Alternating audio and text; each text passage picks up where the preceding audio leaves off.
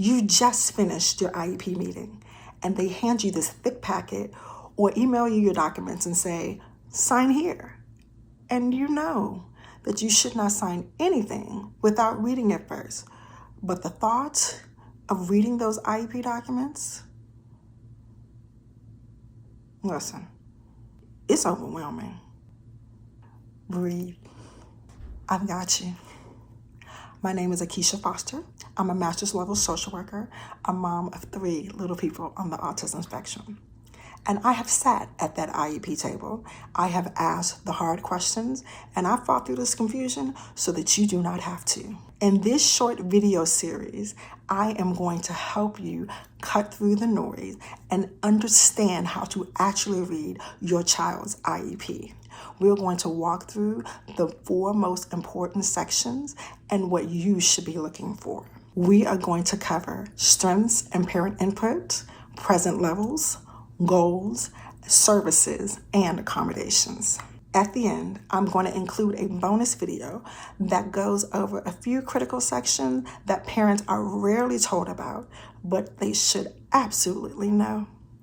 Now, go get your IEP so we can jump into it. Too often, our babies are reduced to their challenges, and they are not recognized as the amazing, capable human beings that they really are. The strength and parent input section is where your child's strength should be front and center. In this example, we see a lot about Vivian's interests. She loves to dance. She also enjoys cooking with her mom, and Vivian is very social. Those are her interests and preferences, and they matter. Knowing a child's interests helps the team to engage with them. Knowing their preferences helps the team to connect. But strengths are different. A strength is an ability that shows up across all settings, home, school, in the community, and can be leveraged to support learning, independence, and growth.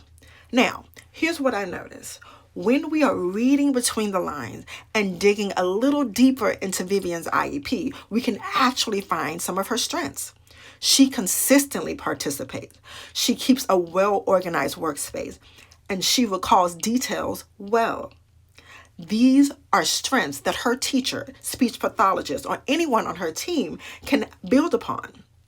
And they should be clearly featured in this section and not buried in her IEP where you have to search to find them. And that is exactly why the second part of this section matters so much. The parent input and concerns relevant to the education process. Everyone on this team has something to say about your child, and they come with all these reports. Well, listen, the parent input statement is your report to the team. This is where you highlight any strength that the team might have missed, add context to your child that only you can provide, and list your concerns and goals for your child.